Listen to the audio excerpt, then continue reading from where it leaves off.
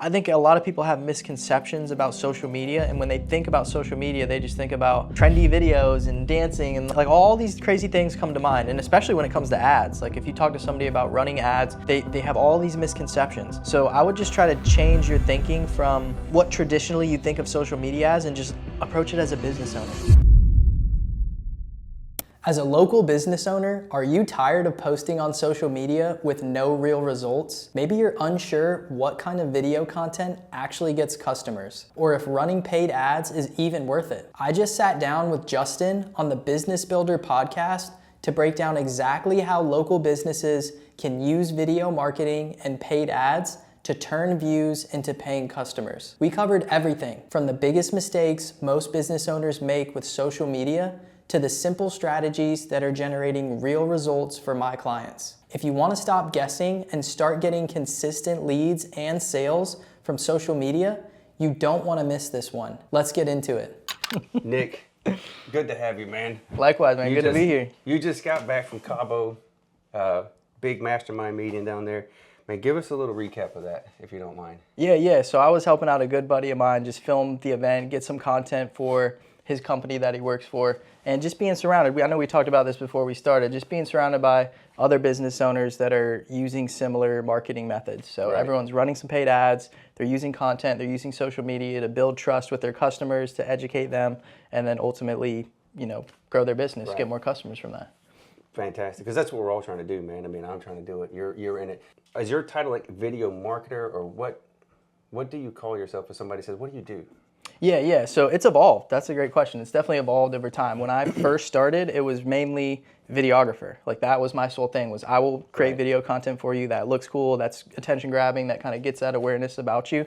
But then I realized over time is like, after I was doing that for so long, I could make people cool videos, but that doesn't guarantee a result for them. That doesn't guarantee a return on the investment for those videos. So, and through my own discovery, through my own learning, I was like, okay, how can I take it a step further and also get results through the video? So that's when I started learning more skills, learning marketing, learning business, learning all these things. And that's what allowed me to combine all those skills. And now I would say more of a video marketing or just marketing sort of strategist is what I would consider it. So, and the process for you, because it's a lot, man. I mean, you got an extra dude here. There's 3 cameras. I mean, there's 4 cameras. One of them's mine. You got 3. They brought 3 cameras to this thing. I only got 1. But mine's a simple setup there, man. So you're helping people with like scripting, obviously lighting and setup, going through the thing. How do you come to realize, okay, this person needs this and this person needs that? Great question. So when it comes to starting, what I always do is when I'm working with a client is have them sort of be able to tell me who is your ideal customer, like right out the gate. And once we can identify who it is that you're trying to reach, that makes your marketing so much easier. Right. So once you can clearly identify who that person is, we can start working backwards and say, okay, what is that person's pain points? What is this person's desires? What are the things that they value in a service? And then we can just formulate all of your marketing around those things. That way we can ensure that all of the messaging, all of the content that we're putting out there is made specifically for that ideal customer. Right. That way there's no misalignment, right? Like a lot of people think that just choosing one person or one sort of niche or one industry to go after, you're excluding everything else. But that's when results come, is because you're actually speaking to one specific person, so your messaging can resonate with them. Whereas if you're always trying to cast that wide net, you're never allowing yourself the opportunity to connect with one person deeply. Whereas maybe you form little connections with broad people, but it's not enough to build that trust, not enough for them to take the next step. Yeah, exactly, man. Everybody's not your customer. You know, you got to niche down. Because look, you don't call an electrician for plumbing services. Perfect example. Why do you think video is such a powerful tool for marketing and brand awareness? Obviously it is. Video is king. Ever since TV came around, we've had commercials, right? Yep. But what's the relevance now? Because like you said, it has evolved, right? Before we only had TV with commercials, and then you had cable and you have this. Now it's like, dude, when's the last time you even watched a show with commercials on it? That's a great point. Right? I can't remember. Like my son is 11, dude. The only time he watches TV is when we're watching like anime together. Right. That's our thing. But other than that, dude, a commercial comes on, it's like, what? Nah. We don't watch that. He watches YouTube videos on a laptop, right? Yeah. So how do you see like the importance of video now as like compared to back then? Yeah, no, I think it's a really good point. I think video is so crucial because it's the second best thing next to being in person face to face with somebody, right? If I can't be sitting across the room from you and looking at you in the eyes and communicating with you, the next best thing I can do is record myself on video talking directly to that customer. Yeah. So that's something I try to recommend to people a lot too, is not to think of social media and when you're recording yourself and getting on camera, don't think of it like you're talking to an audience, because you are the only one that has that perspective. Like, you are the person behind the page. Maybe you have 1,000 followers, 10,000 followers. It doesn't matter, whatever it is. But you are the only one with that perspective of, hey guys, what's up everybody? How's everybody doing? Whereas all those individual people that are watching, they are from the perspective of, oh, it's just me watching this person. Yeah. So for me to come on there and say, what's up guys? Like, hey, how's everybody doing? It's like, there's a disconnect. You know, if you want to be personal and you want to connect with people, pull your phone out and just talk directly to them, right? Say, hey, I want to tell you this. Check out this thing that I just figured out. Like, I want to share this with you. Just be relatable. Yeah. You know, there's ways to stand out and there's ways to do it that are going to be more effective and going to be better at building trust with people. And by talking to people personally and not saying, hey guys, what's up everybody? You know, it separates you. You know, it feels like people are one-on-one and they feel kind of more intimate with you essentially. Yes, and so the next one right after that are what are some of the biggest mistakes people make when you're using video for marketing. So that's one of them, like addressing the many instead of addressing the one. Yep. What else do you see though? Like, what's another big one? Yeah. In terms of mistakes, I would say is following those trends, like keeping up with the trends in terms of what everybody else is doing, right? Like for me, when I think of social media, I think of it as a tool. Like I'm using it to market my services, to educate my customers, to share some information with them. And if I start watching other people and seeing what they're doing and seeing what the trends are and what's performing in that sense, that's taking away from my goal of educating my customers, building trust with them, giving them information and helping them. I think there's a disconnect with some people. They think of social media as this thing where it's like, man, I got to get the followers, I got to get the likes, I got to get all these things in order to like be successful on social media. Right. Whereas I know people that have super small followings that make tons of money and have a flourishing business. And on the other end of that, there's people with tons of followers that don't make any money from that following. So it's really about how you use it. Yeah, and I think part of that's community, right? I'm on YouTube, you're on YouTube. We know people that have YouTube channels. YouTube is community driven, right? Yeah. And so you can make 6 figs off of YouTube with a 500 like subscriber count. Easily. If that community is engaged, right? You know, and so it's like you got to understand who your audience is and speak to their needs. You know, where you said marketing boils down to just this, and I don't know if you remember what you said, but it's something like you find out your customers' pain points and you just tell them how you solve it over and over and over again, something like that. And I was like, dude, that's like marketing in a nutshell in 3 sentences. You know, it made the most sense of any definition that I've ever heard, and I was like, I don't know where Nick got that from.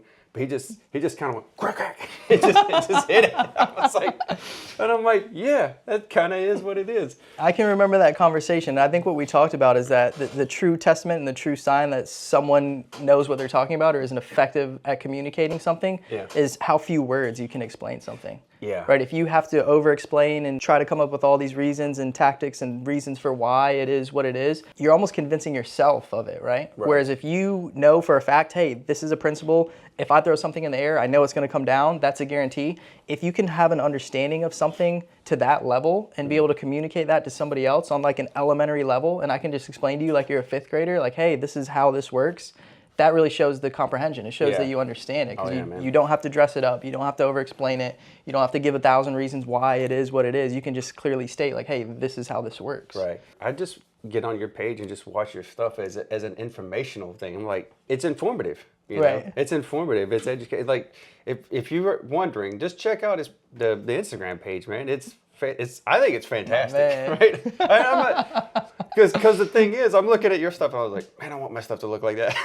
Hey, and that's perfect. That's a perfect example, right? Because I'm inspired by other people as well, and that's what's kind of had me motivated to put out more content and do more things and bring the production up and all that stuff as well. So I always try to remember too not to compare myself to somebody who's on chapter 10 when I'm just starting out on chapter 1, but it's easy to do that. Again, with social media, it's like these are common traps that people fall into. So I'm glad you brought up, hey, what are some mistakes that you see people make? Because again, no one really talks about this stuff. No one really teaches this stuff. It's all new, like social media wasn't even a thing 10, 20 years ago. Exactly. No. So for us to be sitting here today, right, it's we're all trying to navigate this in real time. Yeah, and I'm glad you brought that up too. Somebody, I forget who said it, but somebody's like, they said, don't compare your blooper reel to somebody else's highlight reel. That's so true. Because everything you, like social media, that's your curated life, right? It's not the behind the scenes stuff where everything went wrong, Very few people do that, where it's like Right. you just see all the bad stuff. It's like, no, it's a highlight reel, you know, and it's wonderful. You can look at it and go, look at all the stuff I did or whatever. Right. It's like, yeah, but people see the result. They rarely do they see the work that goes behind it. That's the truth. So as a small operator or an entrepreneur, how can they use video effectively even with a limited budget? This is going to be, and I'm sure you get this, man, because you solve a larger problem. I'm solving one tiny problem, like one thing that I do, but people are still hitting me with the same questions that you hear, right? Right. They either have no idea, because a lot of people don't, right? Which is why this job exists, right? A social media marketer, digital marketer, video marketer, whatever, that job title exists because people don't know what to do. And so if somebody who's looking at, you know, they don't have a budget, because you ask them, hey, what are you currently spending? And they're like, nothing. You're like, Right. It's a gasp. so you're at like, You're at spending no home. money, Yeah. expecting to make money. It's like, okay. Right. Okay. How so- can we start here? Right. It's like, so it's going to be sticker shock, man. Yeah. But on a limited budget, right? What can people do with like small amounts? Because you could do a lot with a little bit. You got to know what you're doing though. Yes, Like, that's what's the key. what's the low hanging fruit for people? Yeah, strategy. That would be the main thing before, especially if you're not ready to invest yet and you're at a point where you're trying to build that business up so you can invest into your marketing.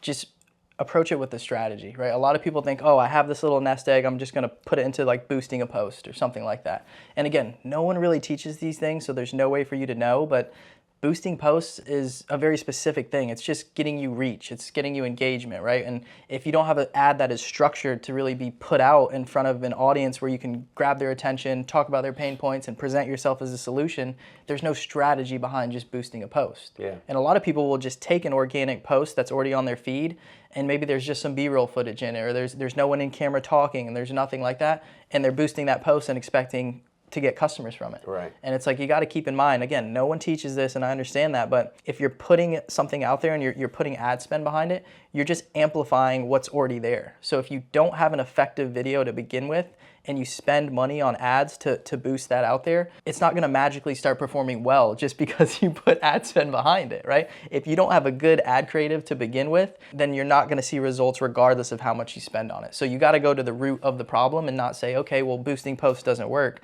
Well, boosting posts does exactly what you wanted to do. It gets you more reach, it gets you more engagement, because that's what boosting a post does.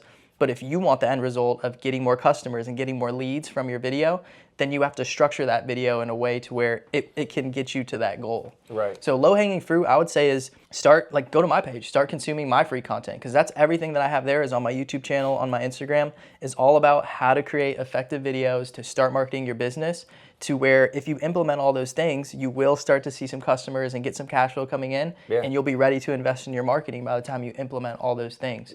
So that's the thing. A lot of people, when they're at a starting point, and I tell this to everybody, and everyone's heard this 1,000 times. You're either going to pay with time or you're either going to pay with money. I tell people that So all the if you time. have a lot of time and you don't have a lot of money, you gotta then put time spend on the it. time, do the work, make the videos, start putting them out there until you start making the money. But if you have the money right now and you spend don't have time, then pay somebody that can already do it for you, right? And they can save you that time. You can buy your time back, and you can focus on building your business and doing the things you need to do, and let someone else handle all of that work for you. So that's where I try to position myself, is in front of those people from a marketing perspective, right? For me personally, I want to position myself in front of the people that have the money, but they don't necessarily have the time to figure out the strategy, figure out the social media, all these things, because we can just come in and we can script and film and edit and do everything for you so that you can launch those ads and just have those customers coming in to you. Yeah. And yeah, right, man. It's time or money. That's it, right? And on top of that, if you do have the money, just spend it, because likely if you get with Nick, it's going to turn out better than what you could probably do by yourself anyway. Yeah, the money's a tool. That's the way I like to look at it. You know, I don't want to make money just to hold on to it, just to store it. Of course, I'm going to save a certain percentage and do this and that. But in terms of a business, look at all the biggest businesses out there. They all dedicate a percentage of their revenue every single month solely towards marketing. Like, let's say like 10%, right? If a company's making 100 grand a month, they're like, yep, we're automatically taking 10 grand. We're dumping that back into our ads, into our marketing, into all this, so that we continue growing, continue bringing in new business. Yeah, because that's what it takes. I mean, I got a friend of mine that owns a business here in town. His ad spend or marketing budget is like 5K, which Yeah. sounds like a lot to like small operators, but that's like on the low end, you know. But he's like, but that 5K brings me somewhere between 10 to 15 in return. I'm like, well, that's an easy spend. And That's a mindset shift, right? Because now it's no longer an expense; it's an investment. If I can spend $5,000 to make 15 grand every month, every day. I'm going to do that time and time again, right? And that's what I help a lot of clients with too, is kind of overcoming that mindset. Everyone's very skeptical, and again, it makes sense because not a lot of people have done ads before. It's a newer thing, so they aren't familiar with it. Or they worked with somebody who didn't know what they were doing and they got burned. It. I've talked to a lot of people who have done that too, and so they're gun shy, you know. And that's why I like your content, man, because it's like you're giving away a lot of the free game, you know. And again, it's like you can do some of this stuff yourself. You can boost a post, right? You can even, if you know what you're doing with video, you can kind of structure something, but it's different when you're working with a professional, right? Because you're just going to get a better product, you know. I mean, you got cameras, lenses, mics, you know, the video quality is going to be better. The sound quality is going to be better. Like, sound is half of audio, so do not skimp on the sound. Get good mics. Any podcaster will tell you that. Right? Like, people will watch crappy video, but they will if the sound is off, they will not watch. Right? That's true. And you will lose people right off the bat.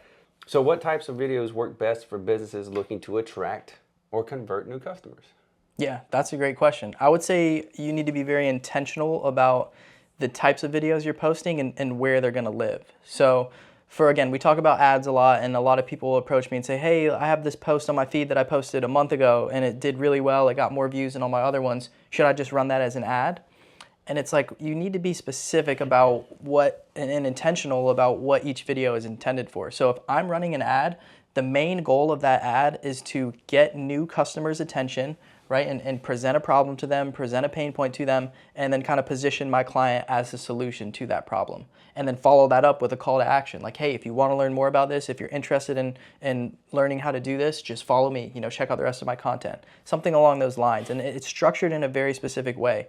Whereas that is a video ad. Whenever I have a piece of organic content that's just on my feed, I'm keeping in mind my customer the whole time. So I know, okay, I ran an ad to get their attention and now they're on my feed. Once they're on my feed, I want to have a different style of video. I want to educate them. I want to relate with them. I want to build trust with them. So that's going to be a more formal, it's not going to be as flashy. It's not going to be as attention getting because I've already got their attention from the ad. Yeah. So again, it's just being very intentional about each type of video and each type of content and understanding where your customer is at in that customer journey to be able to connect with them the best. So like I was saying, when I have an ad, I know it's going to be shown to people that have never seen me, that have never heard my name, that don't know what I do at all. So I want that to be really flashy, really attention grabbing. I want it to be a lot of quick cuts. I want it to be engaging. I want a lot happening because I'm trying to get their attention. They've never seen me. They don't know who I am.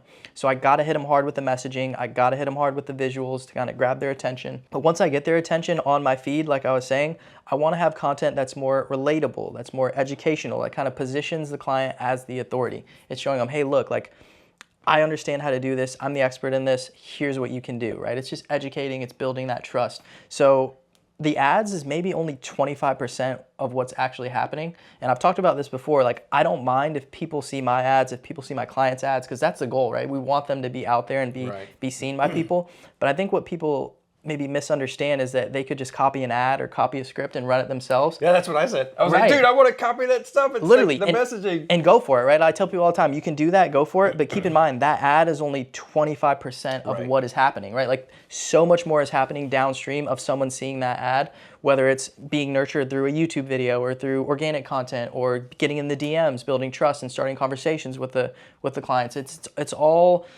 all the bigger strategy. So the ads is just what everybody sees and everyone thinks, oh man, all he does is just run ads and that's all that happens. That's like step one. It's big, yeah. Step one is literally run the ad to get the attention of these people in our local area. And then step 2, 3, 4, 5, 6 all happen after they see that ad. But everybody only sees the ad. So it's quick to assume that, okay, yeah, he's just running ads and that's how he's doing it. Yeah, that overarching strategy. There's a lot more that's happening. I'm figuring that out too because I was like, whoa, man. Like, I just, a couple of weeks ago, had a guy on that was a CRM specialist. Nice. Right? And here's the thing. I got to talk to him for like over an hour. Right? So we could get deep and we could go granular, right? So I was able to ask all the questions. Because again, I'm like, all right, what's a CRM? I've been in business for 10 years here, man. And I actually have a friend who was like, hey, man, I'll handle your CRM for you. And I'm like, what's that? I was like, but I don't know what to do with it. I was like, I don't know. What do you know? Does he use high level or a different? I don't know what he uses, okay. right? And people, like, a lot of people praise high level, but then you got the haters too. Of course, like, yeah, just like anything, right? I don't know about high level. Like, I have, like, I got make 600-700 people on HubSpot. I don't know what to do with them, you know? Oh, wow. I don't know what to do with them, right? So that's my point. This guy was able to explain it to me, and I'm like, okay, now I get it, right? But, you know, and I asked him, well, what's like the biggest mistake? And he was like, the biggest mistake is not having somebody involved that knows what they're doing. He's like, you got to have a professional, because it's a process. It's the customer journey, right? And you're right, video marketing and ads, like, it's only a part of it. So you have to consider your customer journey from start all the way till after the sale, like after the sale engagement as well. Yeah. Right. That's something I learned is you really have to hold your customer's hand from start to finish, especially if you want them to take an action. And that's the thing with me. Like, a lot of people can think marketing is salesy or it's pushy and it's all these things.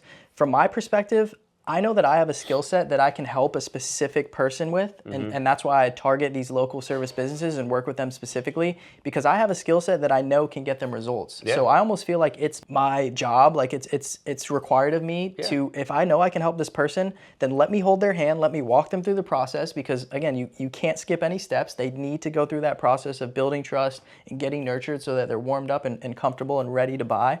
But it's my job to hold their hand through every step of that, because again, I know I can help this person get a result that they are trying to seek. Right. So I feel like it's my responsibility, it's my duty to, if that's what I have to do, then I'm going to hold their hand through every step of that process, make sure that they're ready, and then when they're ready, they're going to commit. And those are the clients that get the best results. Right. Are the ones that are bought in, they see the value in it, they understand why they need to do it, they understand how it works, and that's a big part of what we try to do too, is work with the client so that they don't just know what to do, they know like how to actually think. And so why. We don't just want to tell you read the script and say these words and then we'll handle the rest. It's like, well, if you can understand on a deeper level why you're actually doing what you're doing, then it makes sense, and then now you believe in it, and now that comes across on your videos. Because if you're just being a parrot and just reading the lines off the script, it's like, what does that do? People can tell. Like, people can tell. That's why we don't watch commercials on TV in the first place. It's scripted, right? As you know, they're just reading off the teleprompter. So when you can have a person really understand on a deeper level, oh, okay, I'm saying this because, right? It's connecting with the audience. It's talking about their pain points. It's talking about the things they struggle with.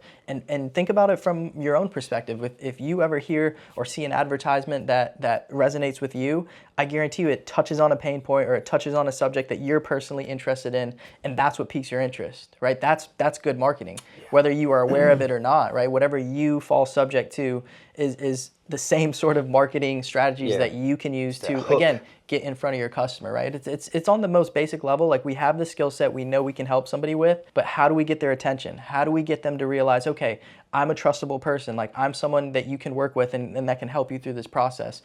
It's my job to make sure that I organize all that through my ads, through my content, through my videos, through my conversations that I have with people. It's just making sure that people are comfortable with that process, and that's what builds trust and builds the relationship over time. Absolutely, man. I mean, remember that, people, because dude, you're so right. You're so right. I do think a lot of people just don't realize how much that process is. And if you don't do it, if you're not willing to hold that customer's hand, somebody else will, right? That's for and sure. then you're going to lose them. How important is storytelling in video marketing, and what are some key elements of a great video story? I know you know the answer to this, man. I like that a lot. How important is it in video marketing? Obviously, it's crucial, I would say. That's a great question. Storytelling is everything. That's what's going to differentiate you from me, from the next person, from everybody else, is because we all have a different, unique story, a different background. Exactly. And the more that you can inject that into the business, into the brand, into everything that you're doing, that's what's going to allow you to resonate with the right audience and the right customer and the right person, so that they feel like they understand you and they know you and you're relatable and all these things. So a lot of people, again, maybe they're scared to put that out there and they don't feel comfortable doing it. But believe me, that's the thing that is keeping you from connecting with your ideal customers. So what's amazing is that what I find is just through my ads and through my content, a lot of the people that I end up working with are the ones that are very similar to me. They have similar interests. They like to laugh and joke and have fun and be laid back and similar to you. You know, be authentic you too. Resonate with certain people, right? And when people can see that through your content and see that through your videos, it's magnetic, right? Like, people are attracted to that. They want to be around other people that are positive, that are uplifting, that are similar to them. So again, it's like, man, I can look back and say, wow, I'm kind of surprised. Like I end up being surrounded by good people and other people around me. But it's like, you really are. It's a result of what you put out. You know, if you put out that you are this person and you're likable and you can help people and you're relatable, that's what you're going to attract back, believe it or not, right? But it might seem backwards or hard to believe that, but that's really just the way it works. No, you find your tribe. You know? That's it. Somebody, I don't know who said that. Somebody said it. Maybe Tim Ferriss, but it's like you'll find your tribe, and that's what social media and YouTube, you can find it. Like whatever you're into, you can find it. I know a dude that's a drone pilot, right?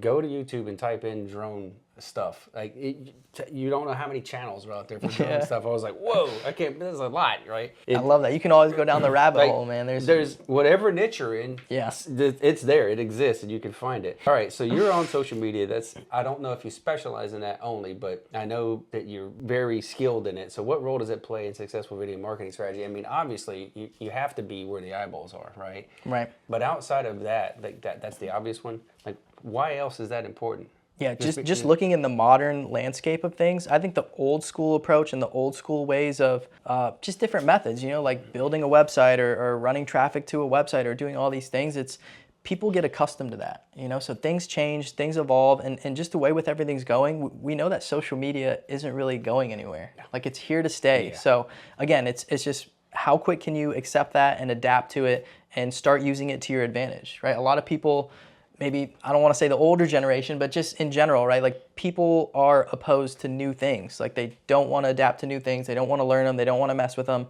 I can remember even my parents were big on like, oh, social media? Like, you kids just waste all your time on there. Whereas if the person that sees it as an asset and sees it as a tool and realizes, okay, this isn't going anywhere. It's here to stay. Let me figure out how to navigate it, how to use it to my advantage. Those are the ones that are going to succeed. Yeah. And I think here in Wilmington, it still hasn't caught on. Like I know I can go on my phone and see other people in other places doing similar things to what I'm doing and to what other businesses are doing and getting on camera and marketing themselves.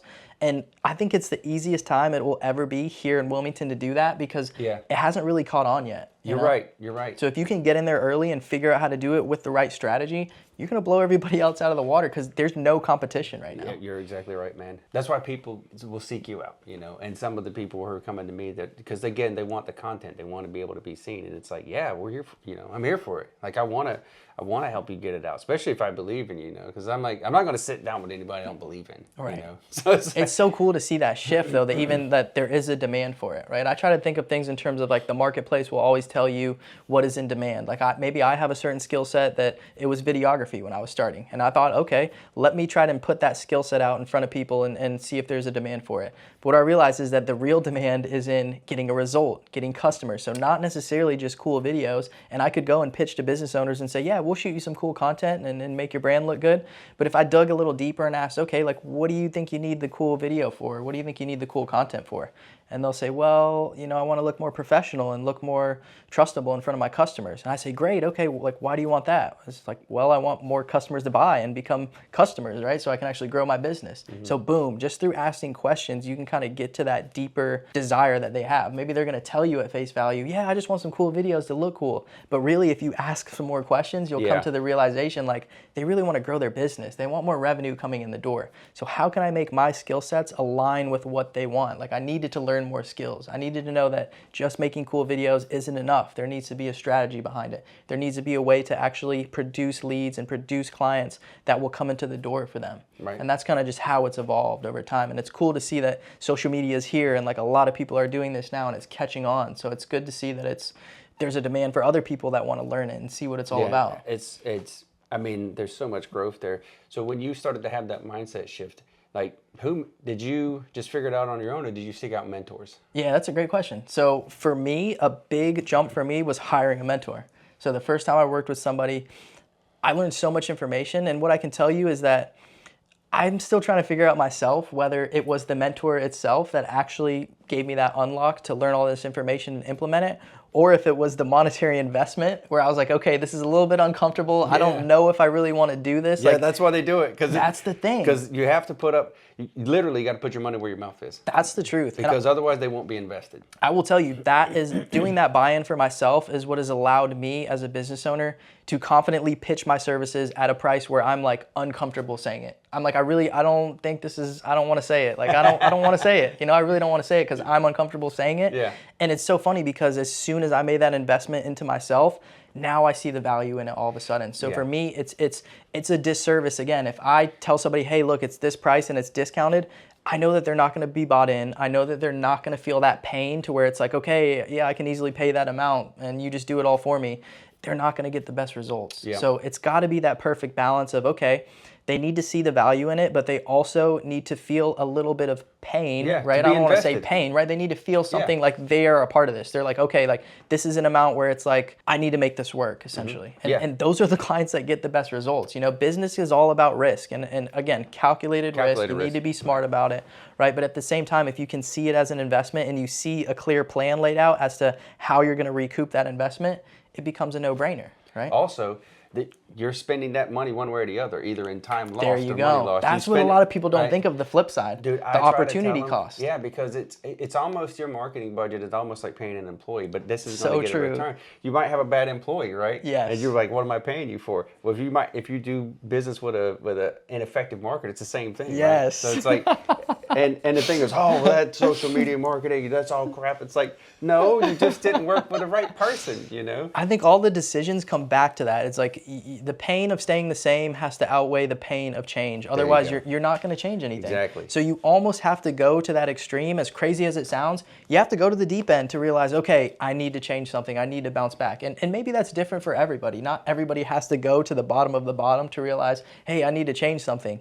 Once you've done it once or twice, you realize, okay, I don't have to keep riding this train until it goes off the tracks. I can see ahead now. I can realize, okay, it's going to go off the tracks up here. Let me jump off back here and do something different, right? We're like, we'll make a left turn at Albuquerque. That's crucial, right? And it's so hard to do that because, again, it really comes down to you having to sit down with yourself and look at your current situation and being comfortable in that, you know, and realizing, okay, I'm on a path right now that's not leading me to where I want to go. So what I'm doing now is not giving me the outcome I want. So if I want a different outcome, I'm going to have to change something. And that's hard to do. You know, it's not easy to sit down and be honest with yourself and say that. But the sooner you can do that, the sooner you get on the right path towards moving to where you want to go. And just realize it's a long journey, right? It's not going to happen overnight. But the sooner you can get on the right path, the sooner you're going to start stacking those bricks and start making progress towards the direction that you want to go. Absolutely, brother. Dude, couldn't have said it any better, man. Like, you have been. This is the real stuff, man. This is the real stuff. You know, like it's the things that, again, it's always those simple things that people think, oh, it can't be that easy. Like, it's so easy to overlook. And that's why everybody overlooks them. It's because they're the fundamentals. It's because they're the basic things that you hear time and time again.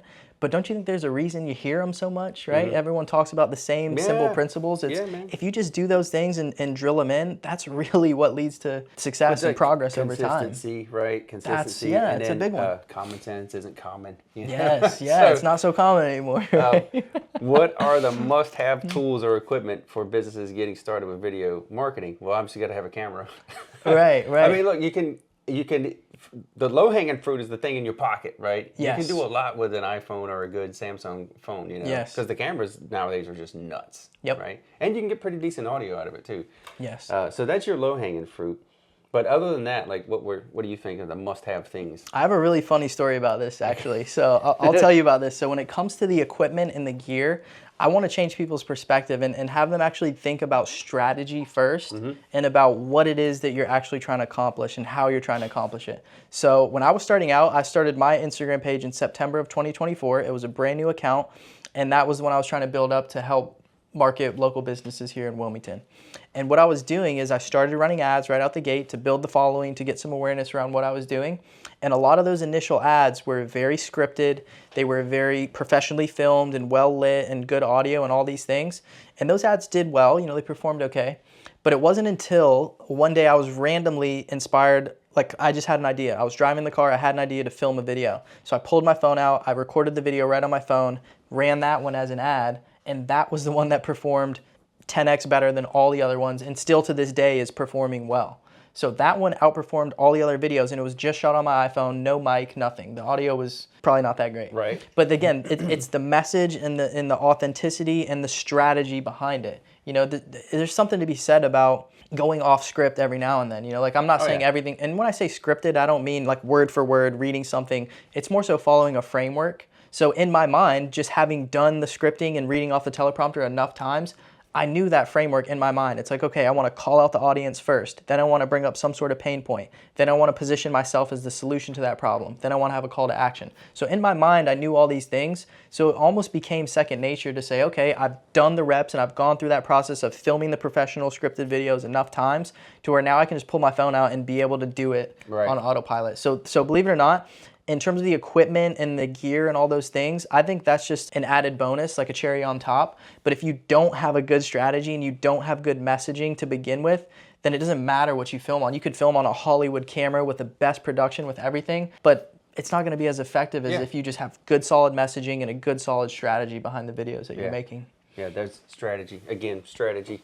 Yeah. You got to think about, you really do need to think about this stuff beforehand. And I think that's where most people get tripped up, is that they don't. That's the key. They're behind the 8 ball instead of in front of it. You know? I think a lot of people too, like they see everybody else is on social media and they hear all the time, you got to be on social media, you got to be on social media. So they want to jump into it, but they don't really have clear intentions or a clear purpose with the content they want to create. Right. Whereas the people that I see that succeed the most are the ones that already have a solid business. They have a foundation of like what it is they do. They know specifically who they serve. And then they try to get into the content. Yeah. Because again, you can't put the cart before the horse. You know, you can't just say I want to start creating content and then you don't have an end goal. You know, you're going to be shooting in the dark. Whereas when you have that clarity as to this is my business, this is what we do, and this is who we serve, your marketing becomes easy because you just make all of your content, all of your information that you put out there specific to the customer that you serve and to their problems. So it just gives you clarity. There's no more guesswork at that point. It's just a matter of establishing that right out the gate, essentially. Yeah. Just hot fire, man. This is fun, man. I know, man. I knew this was going to be fun. Yeah. This is because I was like, all right, I got questions. Nick's going to be throwing bombs. Right. So, is there a length of, the length of a video? What does it need to be effective? And I'm guessing it's probably different lengths for different platforms, right? Good point there. I would say it's very dependent on the platform and on what the goal of the video is, right? So if it is a video ad, what I've seen perform the best, at least with the ad strategy that we're using, is anywhere from 30 to 60 seconds. Yeah. So it's quick, it gets the message across in an effective way, and it depends, like you said, it depends on the platform, it depends on where the video is living, but if we're talking about Instagram Reels, everyone kind of knows that 30 to 60 seconds seems to be the sweet spot, but just keep in mind the platform. Like if someone's on Instagram, they aren't really necessarily ready to sit down and watch a 10-minute long video. Right. So you got to cater to the platform, essentially. Yeah. And then, like, both of us have YouTube channels, man. So, like, YouTube is where the longer form information exists. Absolutely. Like, where you go deep and granular, because that's what I shot for the chiropractor that was just in here. We were going topical with a lot of stuff, and all that content is going to be like the hooks to get them in. Yep. But he wanted longer form too, and I was like, yeah, you're going to have that, man. Smart. Because this stuff is it's a bit too complex just for 30 to 60 seconds. Yes. And he's like, you're dealing with some complex issues. It just takes longer. That's the goal, I would say, is to really drive people more towards that long form, things like podcasts and things like YouTube videos, because that's really what is going to form that relationship and build trust with people. When they can spend an extended amount of time with you like that, I think we talked about this before, the concept of the 7-11-4. Yeah. So this was like scientific research where they did a study to determine Google did it. Exactly, how much time does it take for someone to trust you, feel like they know you and like you to the point where they're comfortable buying from you. And they say it takes at least 7 hours of content. So 7 hours, 11 different touch points, and 4 different platforms or 4 different locations. Yep. So just keep that in mind. Like if you're looking at your content and your social media right now, if someone was to block off their entire day, let's say tomorrow, and be like, okay, I'm going to consume everything that Justin Gates has. Do you have at least 7 hours of content that someone can consume? And there you go, you're good, right? Because think about it. Like I know for me, if I ever discover somebody and I'm interested in their content, I'll go to their YouTube channel and watch video after video, right? Yep. And by the time I'm done watching all that, dude, I feel like I know this person. I feel like, I already know who they are. So it just goes to show the leverage there in terms of content. You can film a video one time. We can film this podcast today for 1 or 2 hours. That's going to live on forever. Exactly. Anybody that ever discovers either of us can go and watch that and be able to consume it. And we can go about our day. We can go about our life. And someone at any moment in time can watch it. Yeah, dude, that's what I told, I was telling somebody. So look, man, it's like writing a book. You read a book once and then you can tell it a million times, Yes. So I do that work one time. And that's kind of like when I'm having my conversations with potential clients. I was like, look, this is what it's for. It's like, it's for to help you connect with your intended client, right? That's what I'm trying to help you do. Because as a podcaster, man, I'm all about storytelling. Yep. This is I love to hear a good story. I like to tell a good story. And I like to learn from other people's stories. So selfishly, me doing this is like, I'm learning from everybody that sits in this chair, right?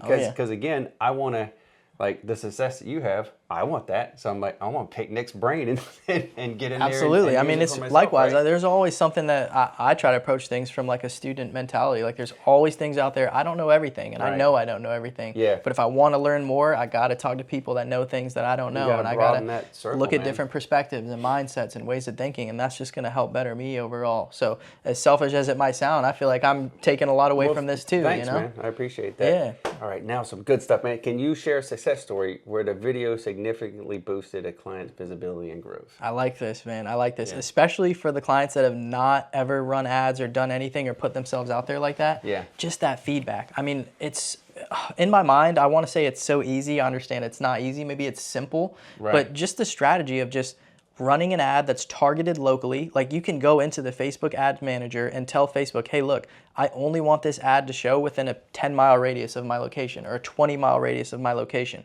That way I know I'm not wasting my ad dollars. It's only being shown to people who can actually use my services in the area. Right. And just from doing that, spending $20 a day on an ad, something as simple as that, the awareness is insane. I mean, people, I know for me, for example, I go to the gym all the time. People all the time, at least once a week, come up to me, dude, I can't get you off my phone. All I see is your videos. And I just laugh. And I'm like, this is like exactly what I want. You know, it's that awareness. It's that being top of mind. So I would say the funniest stories are just for people who have never had any experience really putting themselves out there or getting on social media or anything. And then they start running those local ads. It just blows them up. You know, it's like it's immediately famous. That's the thing, you know, and I say this so much, it's like you don't have to be the best at what you do, but if you're the best known, you're gonna stand out. People are gonna think of you whenever they think of, maybe they don't need your services today, but man, when it's time for them to make that purchase and to do something, they're gonna be like, oh yeah, I see this guy all the time on Instagram, he's the one. So there's just value to that, to just helping people that have never done it. For me, it's one thing to do it for myself and say, oh yeah, it worked, I got some results from it. That's cool, but when I can help somebody else and show them step by step, hey look, do this, do this, do this, just trust me, just believe in it, just do it. And then they see the results, and then they are the ones that are now preaching, man, why didn't I do this sooner? Why didn't I, like, it seems so simple, right? It seems so easy. It's like, sometimes, again, you just got to help people and kind of guide them and hold their hand through it and let them come to the realization themselves, because it's way more powerful that way. Whereas I can sit here and tell you, hey, go do this, go run some ads, go do that. But when you internalize it and you realize, like, man, there is value in this, like maybe I should really do this for my business, and you do it and you try it, there's no comparison to that when someone can kind of tell you, man, look, like I didn't really believe in this at first, but I figured, you know, I'll trust it, I'll do it and see what happens, and then boom, it just kind of blows up from there. Absolutely, man. Discovery trumps disclosure.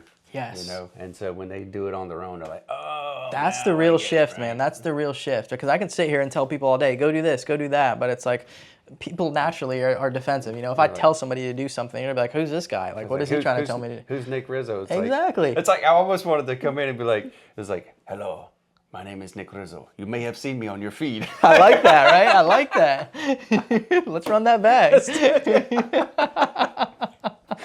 We should film some ads in here, man. Film some videos together.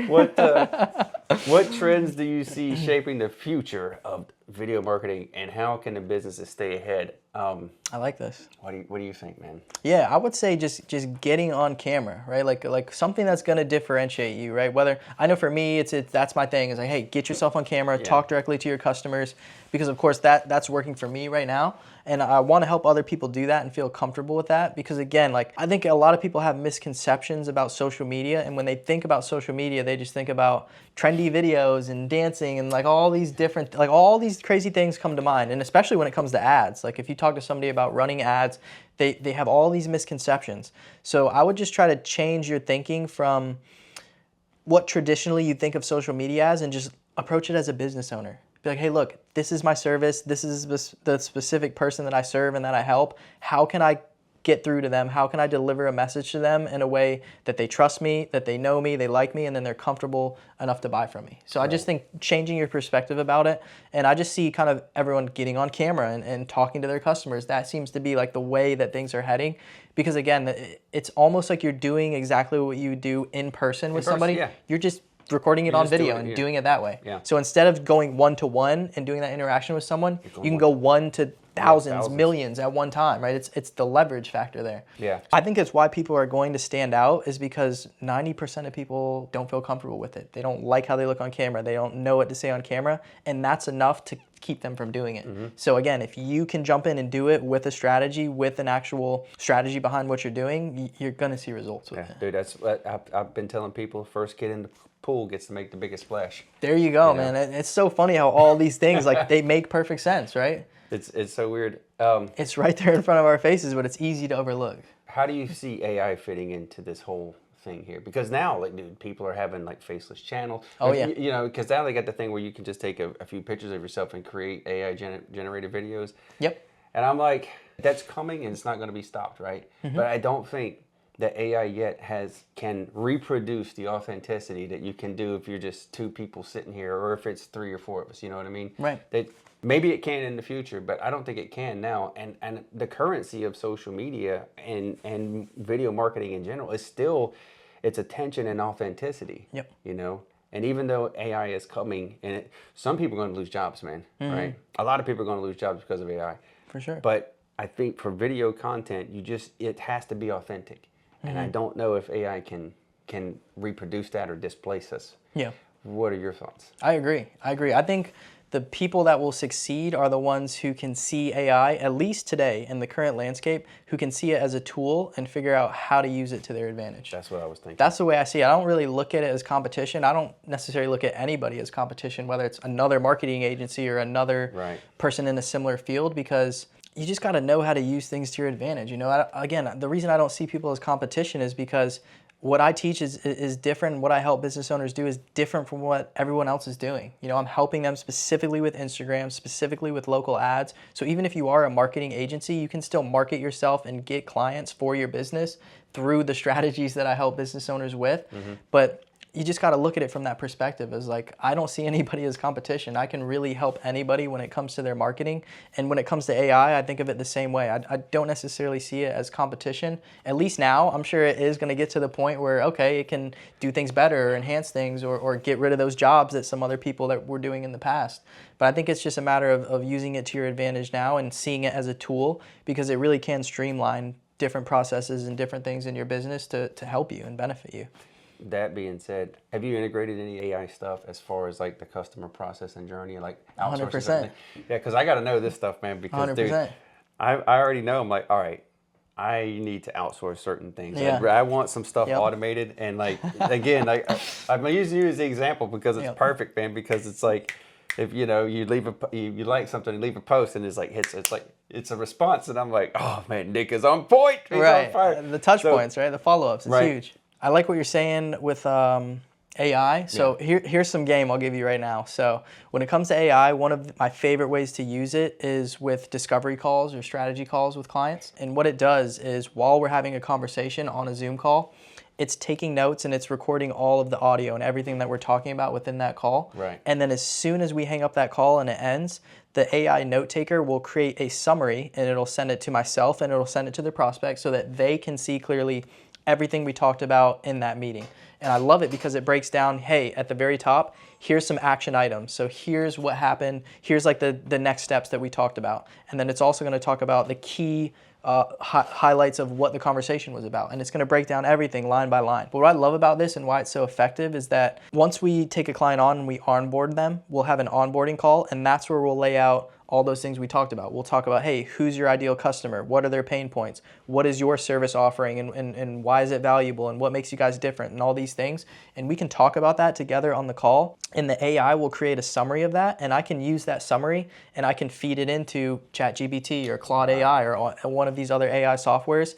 And I've already trained up and have a prompt for these AI software so that it can take that information and start formulating video scripts right from that. Yeah. So I can take the actual words right from the client's mouth, and they said, hey, look, this is the customer we want to serve. This is the demographic. This is the age. This is their pain points. This is all the things. And then we can make sure that their video scripts are completely tailored to everything that they talked about and everything they told us that they want to target in terms of their videos. So absolutely, man. And like, if you aren't already doing that, you're start. Good point. Start now. because again, I mean, you're right. It's a tool. Like it's AI is a tool. You need to know how to leverage it, right? It's amazing. And I just started mine last night. Yep. Because I was working with one, but I hadn't customized one yet. So I was like, last night I was like, okay, I got some time. I'm just going to customize the bejesus out of this thing to where it's like specific to me, this, that, whatever. I use them for YouTube title and descriptions, right? Smart. And then what is the one you're using for note taking though? That's interesting. It's called, I want to say it's called Otter. Otter, I think it's OTT, Otter AI. I could be wrong. Fathom. I'm sorry. Okay. Fathom. Otter is another one though that I've seen. There's so many, Fathom, man. yeah. Fathom is the one that I'm using. Because I want one that's like a call answerer, right? So I don't have to answer the calls. You know what I mean? Sure. But it'll go through the kind of the leading questions, right? It'll just ask the question tree and then get all the information, and it'll do the same thing and like take the notes and send it back and forth. Perfect. Because I don't mind being on the phone, but if I can't be on the phone, you know? It's a good substitute. If you miss missing calls is missed money. You know? Oh yeah. And so that's what AI does. Like you don't have to miss a call, right? You can it's there and it'll get it for you if you can't be there. You know what I mean? That's another thing too is the automations. Like it's amazing. Like tools like Zapier, things like that. If you're familiar with that. I'm just starting to get familiar with all that stuff. Yeah, Like what does Zapier do? It allows you to create integrations between apps and between softwares that don't natively integrate.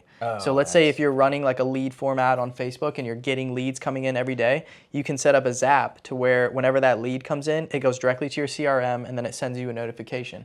So if you follow guys like Hormozy and business guys like that, they've done all the research and all the numbers about, hey, look, if you call your leads within 5 minutes of them filling out that form, the chances of you booking them in and converting is like 400 times more. So why would you not call your leads within 5 minutes of them coming in? So knowing that, so knowing that, how can I set up an integration to where as soon as someone fills out that form, I get a notification right away with the phone number, with their information, I can call them right away.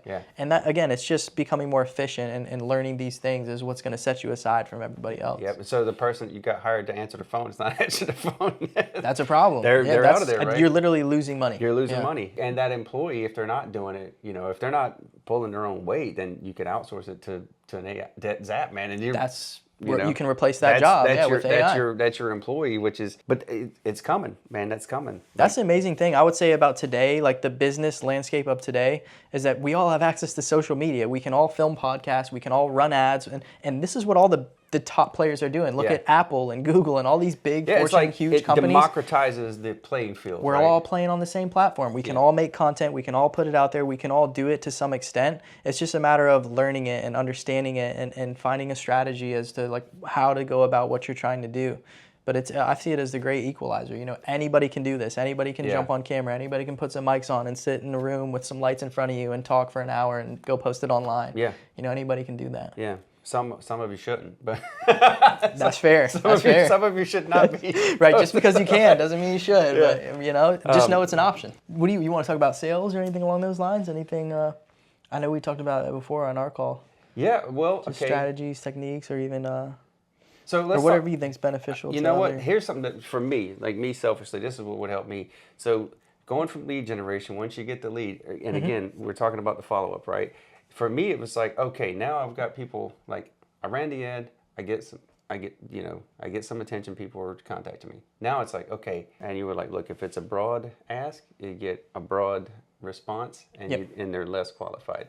So you got to get more detailed with the ask, fewer qualified leads, but they're more qualified, right? Talk about that a little bit.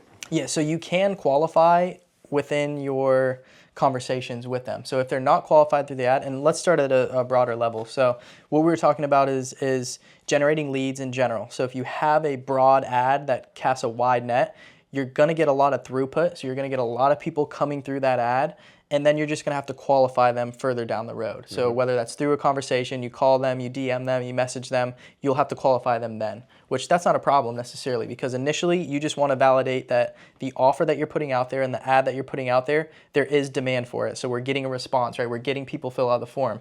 But then we realize the bottleneck we run into is that we're getting a lot of leads, but not a lot of them are qualified. So what you can do is you can either start adding friction somewhere in that funnel. So you can add friction right at the beginning and just make your messaging and your video a lot more concise and a lot more qualifying in the video. For example, hey, are you a business owner making $10,000 a month. That could be a qualifier. Or you could say, hey, are you a business owner making $80,000 a month and you're trying to scale to 6 figures? That would disqualify anybody who is not making at least $80,000 a month. They aren't even going to listen to that ad. Right. That's just an example of how you can add friction and how you can qualify people in the ad.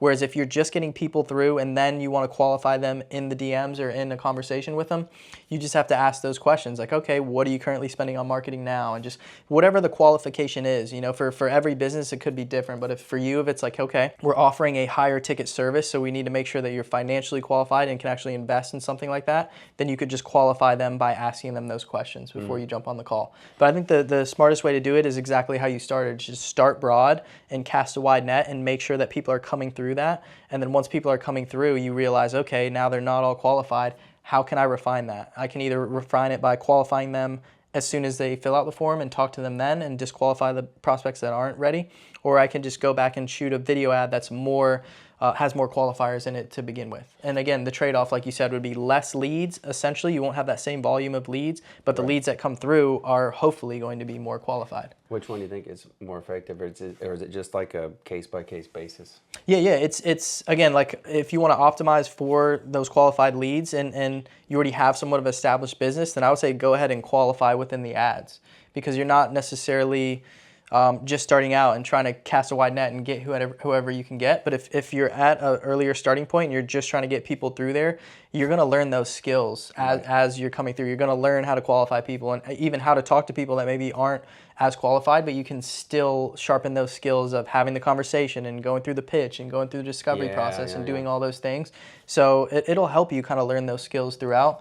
And then in the future, once you do start qualifying or narrowing down on your ad and getting more specific, it'll be easier for you to go through that process with people that are qualified. Yeah. That's what I found anyway. So I've been basically following that advice, right? Yeah. But it's still good to know, because I think a lot of people are in that spot or getting ready to be in that spot, Oh, yeah. Because a lot of people, they're just jumping in and they're sticking their toe in, and they're like, oh, I don't know what I'm doing, or maybe this is the first time I'm ever doing this thing. And I told you, I was like, dude, I've never done a sales call, man. Right, I just never it's had to do new, it before. It's new stuff, right? And I'm like, wow, I got to talk on the phone, and it's like a structured sales call. I was like, you know what I did? I was like, ChatGPT, like, how do I do this? How to structure a sales call. That's the start, man. That's how you learn, right? At least you're trying it. A lot of people would say, oh, I don't know how to do this, and they would just back off from it.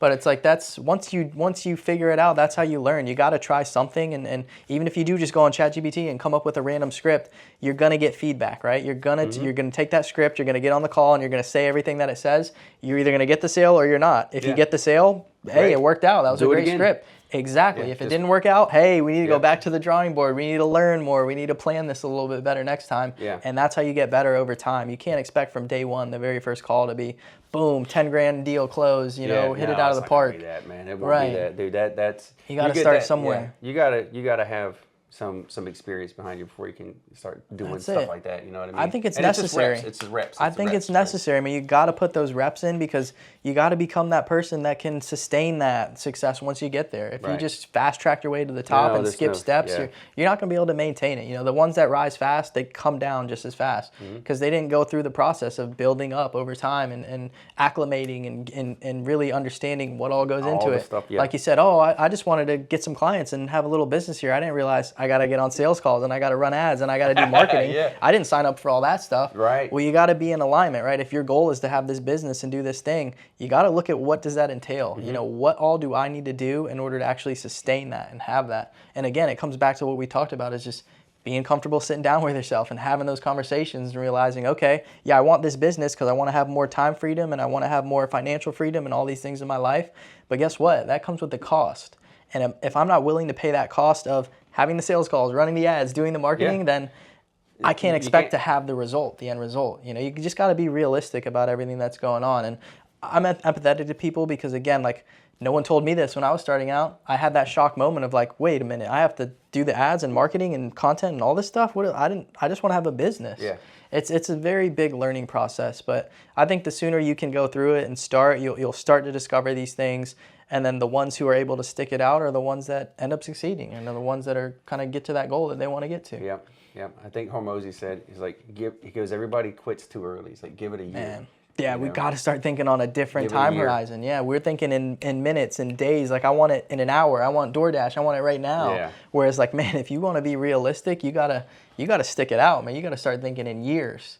That's what I try to remind myself too, is like the actions I'm taking today, I'm not even gonna see the result of those for another 3 to 6 months. Right. So if where I'm at today, I'm not happy with, I gotta look back 3 to 6 months and say, what was I doing then that brought me to the position I'm at now? And if you can always think like that, you're gonna take advantage of every single day because you know how important that is for your future. Right. You're gonna say, man, if I wanna slack off today, yeah, I'm gonna feel great in the moment and I'm gonna feel good because I didn't have to do anything. But tomorrow, the next week, all those other days, I'm gonna pay for it then. Yep. And what are you willing to sacrifice? Would you rather sacrifice today for a better tomorrow? Or would you say, oh, I'm just gonna take it easy today and then tomorrow I'm kind of screwed? Yeah. And tomorrow is never guaranteed.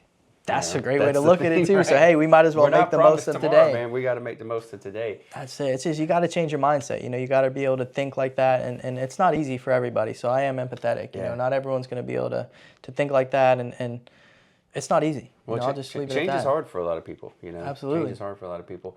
Since we're talking about that, man, what do you think like the biggest stumbling block for people is in the what's the biggest resistance that you encounter? Right? What is that? I gotta say it's the fear of the unknown. And I think that's a common thing for everybody because again, we act right now, the actions I take are pretty much predicated on things I've done in the past. Like I know if I do this thing, like I've gotten this result in the past, but it's very scary to do something that you don't know what's going to happen on the other side of it. That's by definition is what risk is, right? Like risk is just, there's more uncertainty than there is certainty in an action. That like gambling is a huge risk because I know that if I do this, I don't know what's going to happen, right? That's what risk is. And I think that'll stop a lot of people is just the fear of the unknown and just risk, some sort of, I think they're kind of two in the same, you know, fear and risk, and they're all kind of on that same spectrum, but I think that's what keeps a lot of people from pursuing things is just because they don't know what's going to happen on the other side of it. Right. And it's easier for us as humans to say, okay, I've taken this action before and gotten this result, so I'm going to keep doing that same thing. I think we're very ritualistic, we're very much in our routines because it's predictable. It gives us some sort of predictability in our day-to-day. Yeah. But again, if you want to be an entrepreneur and you want to be someone who's different than the 99% of people, you got to do things that 1% does, and it's taking risks. It's doing different things. It's doing things that 99% of other people aren't doing. That's what's going to get you the results that are outsized that other people aren't getting. Yeah. What do you think? Do you think it's fear? Do you think it's something different that stops people from? I think fear is part of it too, but I think it's also just really lack of knowledge. Yeah. Which is kind of dovetails. I think that's like a fear, predecessor right? too. Yeah. Like if you well, don't know, then I don't know, then I'm like, well, but it's fear of the unknown. It's like, well, I don't have the knowledge. I'm afraid to take the step. I think it's that. Certainly was for me, man. When I first got started, dude, I had no idea what was going on, and I was like, then I'm like having to do all the stuff, and everybody's telling me all the stuff, and I was like, wait a second, like I'm glad you guys all care, but like none of you are sitting where I'm sitting, having to spin all the plates. I need you to shut up and just let me focus because I have all this stuff going on all over the place. You know? So. It wasn't helpful, all the outside advice coming in. I just needed to be able to get focused. And you're right. If you don't, I've never had a team really. I've always just been a kind of a solo guy. And when I started to build a team and I had really good momentum, COVID happened, everything shut down. The team, their lives changed. And so I was like, I had to like build back again, from zero. And it's just been a crazy ride here in Wilmington. And, but I know it's like, okay, I need a mentor, I need a coach. So I've got people in place that I can rely on now. And I'll go to this person for advice, and I'll take in, like they're my mastermind, if you will, and I'll take all the counsel from them, but I still ultimately make the decision. But now I know a lot more than I did before, and I also know, now I understand, okay, there are certain things that I was not aware of before that are really important, like CRM. That's and automating everything that you can automate, right? Those are two things that are just, especially if you're a solo operator. If you're like a solo operator, man, you got to automate as much as you can. You're going to have to get somebody to do your CRM for you. I mean, you just have to outsource that because that's a job in and of itself. Yep. If AI can do it, great. But if not, you're going to have to get somebody that can do that because you're going to miss money, and we're here to make money. I mean, we're solving people's problems, but we're here to make money. So that lack of knowledge I think is one thing. And then the fear of taking, dude, because again, if I got the knowledge, dude, if I That got a gives you parachute on, I'm confidence. jumping out the plane. There you go. But I'm not going to jump out without it. Yeah. I'm not going to jump out if I don't know it works. And I think that's very practical, like you said, the knowledge. I think that's the starting point is like, okay, if you're afraid of an action or afraid of something and see risk in it, how can I educate myself more so that then I have some confidence and have some belief in it, and then I can take that action. Yeah. I think that's a big part of it too. I know for me, starting out was the belief. Like for me, it's so easy for me now to go help other people use Instagram and run ads and do these things because I've done it myself and I've seen firsthand the results that I've gotten from it, and obviously the results I've gotten for other clients too now. But just starting out, you have to get that belief one way or another, whether you borrow it from somebody else and you see other people and you're part of groups where, oh yeah, it's just commonplace. It's who you surround yourself with. If I join a group where everybody is running ads and doing this and generating business through their Instagram, I'm borrowing that belief from all these guys. Like I have firsthand proof that other people are doing this right now in real time. What's to say if I use the similar strategies that they're using, I wouldn't get a similar result? Right. It's just that belief. You have to be able to have that belief or get that belief or borrow that belief from somebody else just to start, because that's going to give you the confidence to follow through and actually do it and take the actions and become that person, right? Yeah. That's something I think about a lot is just as backwards as it sounds, like you got to become the end goal that you want to be. You have to become that first. Like in your mind, even if you just imagine like that's who you are and you faking it in your mind, that's going to lead you to take the actions that they would take, and that's what leads to the results. So it starts with the beliefs, man. You got to change your mindset. You got to change the way you think and really believe that what you're doing is possible, and just believe in yourself. Believe that you are capable of doing it. You are capable of figuring it out. We live in the internet era. We got YouTube, we got podcasts like this, we got content everywhere. Get on your phone and start learning and start figuring it out. The information is out there. Yeah. Like I told you, I paid a mentor. After I paid that mentor, dude, I could have found all the information that he gave me on YouTube, online for free. Yeah. But he consolidated my time for me. He saved me the time. I paid him the money and he put all the information I needed all in one place. Here it is. Knock yourself out, go through it. And of course there was more involved with that. There was one-on-one work and he was able to help me and do different things.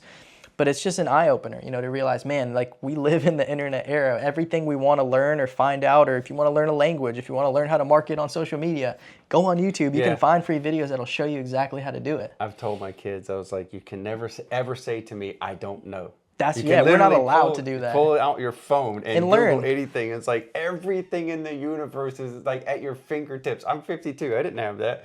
That blows my mind. Like we live in this era where literally we have the ability right now, but it's so easy for us to sit here and complain and be like, I don't know how to do it. I don't have the skills. Dude, you're holding a device right now that can show you exactly how to do whatever you want to do. Exactly. But again, that's hard for people, right? It's hard to conceptualize that and say, oh yeah, I have to take some initiative.